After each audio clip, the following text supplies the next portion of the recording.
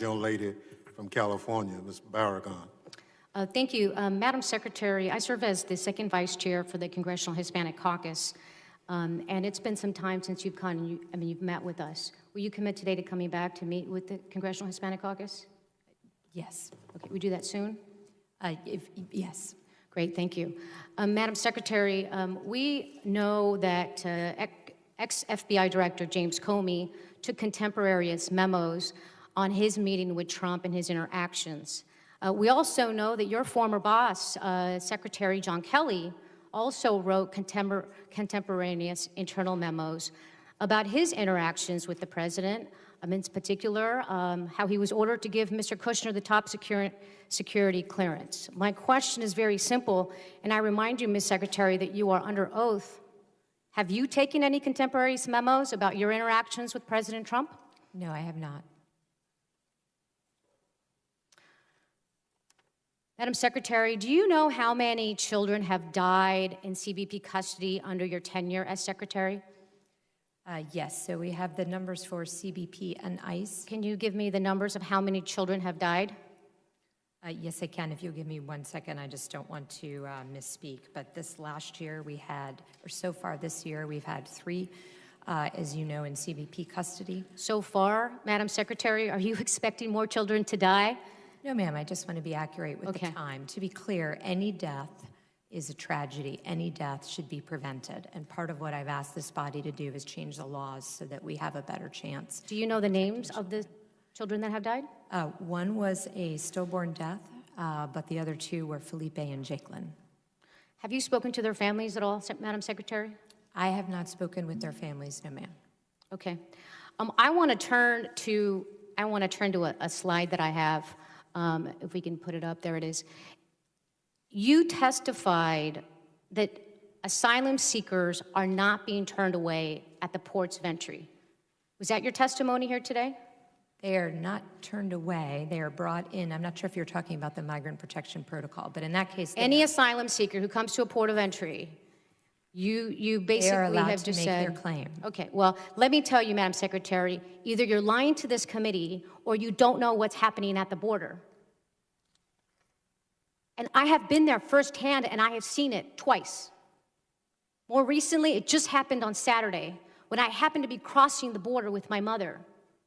And I heard a gentleman say, I'm from Honduras, I want to apply for asylum. He was already at the turnstile at the Ped West entry. And the agent said, sir, unless you have a visa, you need to leave, you need to go away. They didn't say what you just said people do. They didn't say, here is where you go get on a list. They didn't say, here is the information where you go get access to counsel. As a matter of fact, I pulled out my phone, I started to record, and you know what? I was asked to stop recording. Why? Because they don't want the American people knowing what is happening at that southern border. And Madam Secretary, I don't know if you know what's happening, or if this is happening without you knowing, but it's totally unacceptable. And as a member of this committee, you're darn right I'm going to hold you accountable for knowing what's happening at the bottom.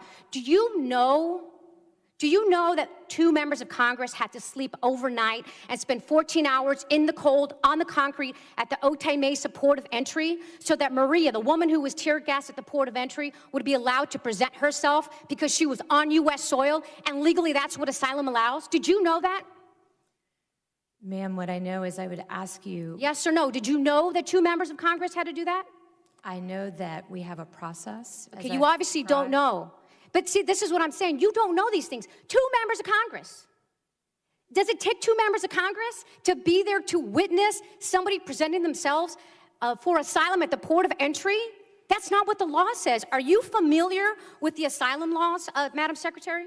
Yes. Where in the asylum law does it say that when you present yourself at a port of entry, and by the way, when you're on U.S. soil, that you could be sent by an agent to another port of entry? Is it anywhere in the asylum law? What we're trying to do is process... It's not in there. I know, just it's a yes or no. It's not in there. Because what you all are doing is not within the confines of the law. You talk about a list. Under what authority is there in U.S. law that a list could be started to have people wait in Mexico? Do you have that authority? Yes, ma'am. What is under that, what authority? The authority is to do all that we can to protect the migrants coming here. So as I Okay, well, that's not what the asylum law says. the asylum law says. And I would that they ask, have can you produce every single list at the port of entry that's under we do U.S.? we do not have the list, to be clear. The list is in Mexico. So you have the authority to do a list, but you don't have access to a list? And you don't control that list? What I mean by the list, ma'am, is that So you're basically farming this out to the, Would you to like the me Mexican to answer authorities? any of your questions? 'Cause Well, you I'd don't be have happy to do answers. so. Well, but how do you know? Because you're not giving me the opportunity. Because these are simple yes or no questions. It's authority is, hey, there's this law, this is what it's under, and you haven't done that. The very last thing I just want to say, because my time is up, is you said that you waited to give direction on how to implement the zero tolerance policy because you wanted to do it with compassion. Do you know how outrageous that sounds? You wanted to separate children and families, and you wanted to do it with compassion. So in the meantime, you didn't do anything at all, and you let kids be separated without tracking them. Do you know how outrageous that is, Madam Secretary? You have no feeling, no compassion, no empathy here. Gentlelady's time has expired. I yield back. Thank you. Chair now recognizes the gentleman from Texas, Mr. Crenshaw. Thank you, Mr. Chairman. Thank you.